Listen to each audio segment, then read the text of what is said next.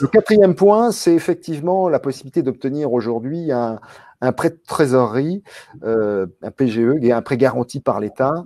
Et cela, j'en reviens à l'observation qu'on a pu faire initialement au démarrage de ce webinaire, de cette masterclass, c'est qu'aujourd'hui, vous avez des aides et notamment un prêt garanti par l'État qui peut vous être proposé.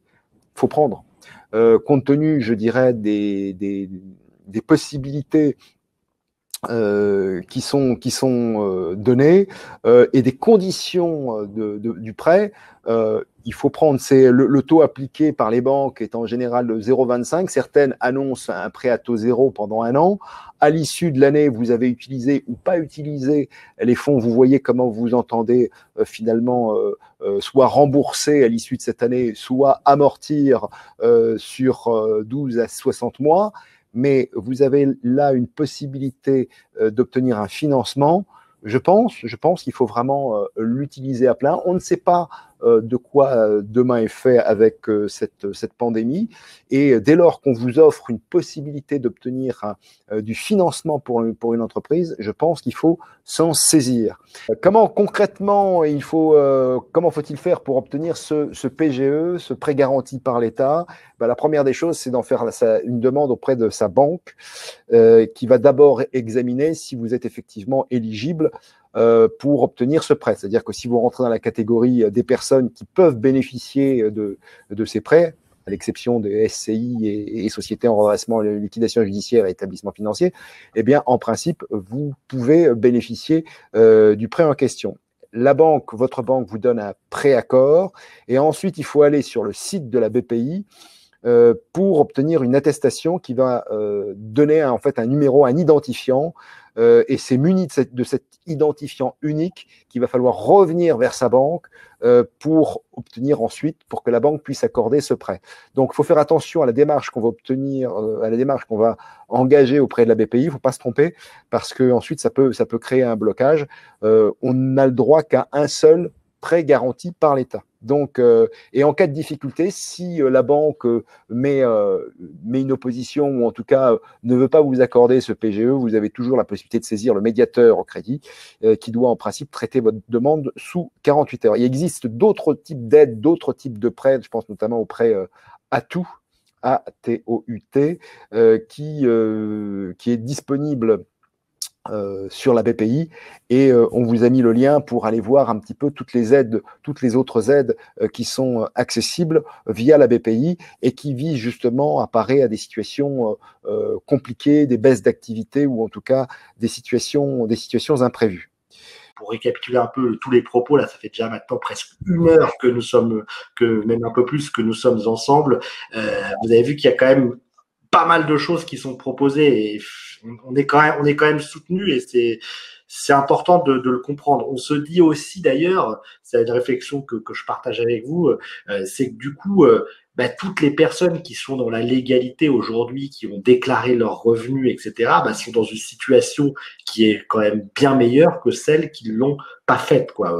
C'est-à-dire que si vous avez eu des revenus de manière illicite ou que vous êtes dans certains pays tiers, vous n'allez pas forcément être aidé de la même manière.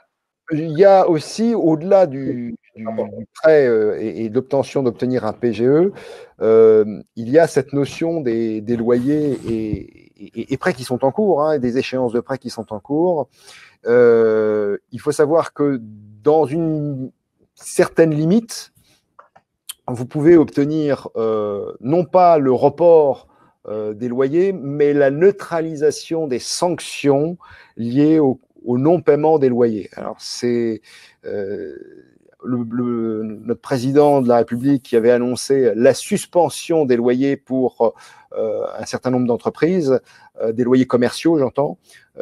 En réalité, notamment l'article 4 de l'ordonnance du 25 mars dernier, d'une des ordonnances, a minoré un petit peu les choses. Grosso modo, si une petite marche arrière là-dessus. Petite marche arrière. Grosso modo, si entre le 12 mars 2020 et à l'expiration d'un délai de 2 mois, un à la suite de la cessation d'état d'urgence sanitaire, s'il s'avère que vous n'avez pas payé votre loyer durant cette période, eh bien, le bailleur ne pourra pas invoquer le non-paiement des loyers, soit pour obtenir ce qu'on appelle l'acquisition de la clause résolutoire, donc, et tenter d'obtenir votre expulsion. Voilà, il y a une zone, un délai pendant lequel, même si vous ne payez pas, vous ne serez pas sanctionné. Donc, ça n'est pas dire on suspend les loyers, parce que suspension, ça pourrait vouloir dire que durant cette période, on n'a pas à payer de loyer et on ne pourra pas nous réclamer des loyers. Ça veut dire simplement que si vous ne payez pas votre loyer maintenant, eh bien, nécessairement, vous serez amené à devoir le payer plus tard, mais tout en sachant que votre bailleur ne pourra pas obtenir une sanction ou des dommages et intérêts du fait du caractère impayé de ces loyers durant la période visée dans l'article 4 de l'ordonnance du 25 mars. Donc ça, c'est une chose importante. Néanmoins, si vous n'avez pas le choix, et à condition, alors ça aussi, il faut bien voir une chose, c'est que ça n'est pas tout le monde qui est éligible à cette absence de sanction. Ce sont ceux qui ont eu une activité totalement interrompue, ou ceux qui sont éligibles au fonds de solidarité. Donc, sous cette réserve… On est sur des loyers professionnels hein, aussi. Le loyer professionnel, hein, c'est pas du loyer d'habitation, hein, on est sur des loyers commerciaux. Donc, si vous êtes éligible au fonds de solidarité ou si votre activité a été interrompue, vous pouvez faire valoir cet article 4 et votre bailleur ne pourra pas vous sanctionner du fait du non-paiement des loyers. Mais ces loyers, vous les devrez de toute manière à un moment donné ou à un autre. Également, report des factures d'eau et de gaz et d'électricité, ça demeure possible. Toujours à condition d'être éligible, hein, comme on vous l'a dit, activité interrompue ou éligible au fonds de solidarité. Et puis, en revanche, rien ne vous empêche, et là, c'est un petit peu le conseil qu'on peut vous donner, vous n'êtes pas éligible, rien ne vous empêche de tenter de négocier tant auprès de votre bailleur, soit si vous étiez avec un paiement trimestriel, de lui dire je vais vous payer mensuellement, voire de négocier un report, une suspension. Mais là, par contre, on reste dans le cadre d'une notion…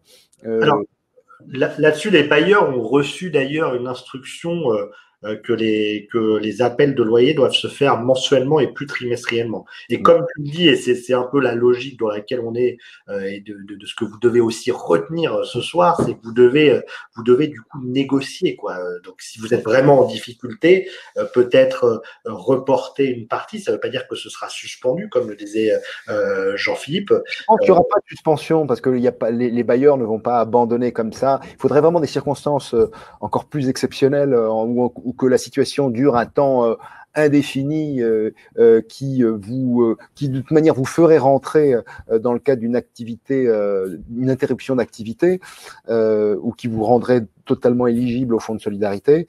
Mais je pense qu'un bailleur finit par accepter, ne pourra qu'accepter des reports, des suspensions, si vraiment vous êtes en difficulté. Mais ça suppose là de rentrer en négociation avec le bailleur pour viser les conditions de ce report, de ces reports, de cette diminution temporaire de loyer. Vous voyez, tout ce qu'on peut imaginer pour alléger, je dirais, vos obligations, faire en sorte que eh bien, il y a un dialogue, ne jamais faire les choses ou d'imposer les choses à votre bailleur en vous disant de toute manière je peux pas, peu m'importe ce que dira mon bailleur, je fais les choses comme je pense. Non, c'est une très mauvaise idée parce que votre bailleur ne vous fera pas de cadeau le moment venu. Donc systématiquement, entrez en négociation. Vous pouvez même invoquer les dispositions de l'article 1195 si véritablement le loyer est à des conditions qui sont vraiment trop onéreuses que il y avait une situation prévisible. Et là, vous pouvez renégocier. En tout cas, sur la période en question, vous pouvez totalement envisager d'évoquer ou d'inciter votre bailleur à renégocier sur cette période le montant du loyer. tout est ouvert. C'est-à-dire que ne vous Sachant que lui aussi, de son côté, il pourra potentiellement avoir des aides au niveau de ses prêts, quoi, en fait. il peut aussi, voilà, et même chose avec les prêts que vous avez pu souscrire auprès de votre banque. Alors, les prêts professionnels, en revanche, les banques ont tendance aujourd'hui à, à cesser les prélèvements pour au moins 6 mois. En tout cas, certaines banques le font. Je ne sais pas si toutes le font. Les prêts professionnels sont suspendus pour au moins 6 mois. En revanche, pour tout ce qui est prêt immobilier, là, il faut négocier avec la banque et voir dans quelles conditions. C'est possible. Hein, il y a c'est possible. On a eu cas où c'était favorable. Déjà, en fait, il y a des possibilités de report qui sont proposées par un certain nombre de banques.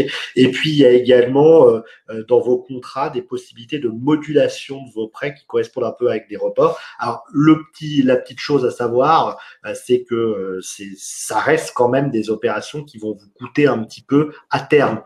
En même temps, aujourd'hui, le prix de l'argent étant assez peu élevé, les coûts seront quand même relativement faibles. Alors, Jean-Philippe, il y a pas mal de questions là sur les critères d'éligibilité des prêts.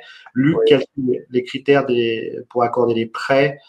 Alors, on peut peut-être remettre, si tu peux remettre la slide sur notamment sur voilà, pour bénéficier. Voilà, on montre quel est le montant a priori, les prêts. A priori, pour moi, c'est pas quelque chose qui est obligatoire. Hein. C'est-à-dire Non, que c'est pas obligatoire. Simplement, rien n'empêche même à la problématique, c'est qu'il va falloir quand même montrer qu'il y a du chiffre d'affaires. C'est-à-dire que si le prêt est plafonné à 25% du chiffre d'affaires en 2019, si la société n'a réalisé aucun chiffre d'affaires en 2019, c'est un peu embêtant. Ça veut dire que la banque, on ne va pas pouvoir vraiment présenter une demande de prêt, sauf à être entreprise innovante. Pour les entreprises créées après le 1er janvier, eh bien, il y a un plafonnement avec cette idée de masse salariale estimée,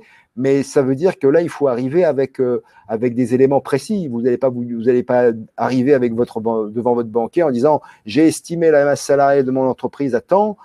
Il va vous demander un plan, il va vous demander des choses qui attestent que véritablement c'est vraiment cette masse salariale à laquelle vous devez répondre dans le cadre de votre activité. Ça veut dire qu'il y a des justifications importantes qu'il va falloir démontrer. Donc, pour répondre à la question de Francis notamment, les sociétés qui existent depuis 4 mois, je ne sais pas ce dont elles vont pouvoir justifier auprès de la banque, sauf si vraiment on a un plan précis d'embauche et dans quelles conditions il serait possible de bénéficier à ce moment-là de ce prêt. Mais ça me paraît. Il faut peut-être mieux jouer sur, mais potentiellement, s'il y a si votre banquier voit que la société fonctionne déjà, il sera beaucoup plus apte à vous accorder ça, quoi. Donc, si effectivement la société a, même en étant à son démarrage, mais qu'elle a déjà engrangé du chiffre d'affaires, après c'est une histoire de relation.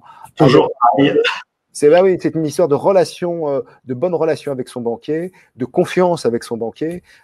Si pour peu qu'on ait eu des relations antérieures avec ce banquier et que tout a toujours bien fonctionné avec lui, ça peut inciter le banquier à faire preuve, en tout cas, une envie de vous aider. Clairement. Alors, sachez que du coup, les banques ont quand même reçu des instructions allant dans le sens de l'aide, que ce soit de l'aide personnelle pour les entrepreneurs individuels ou pour les entreprises également. Et du coup, dans ce cas-là, il faut peut-être privilégier aussi plutôt les banques françaises qui sont parce que moi là j'ai eu une cliente aujourd'hui qui me disait que sa banque qui n'était pas française elle lui avait très défavorablement répondu.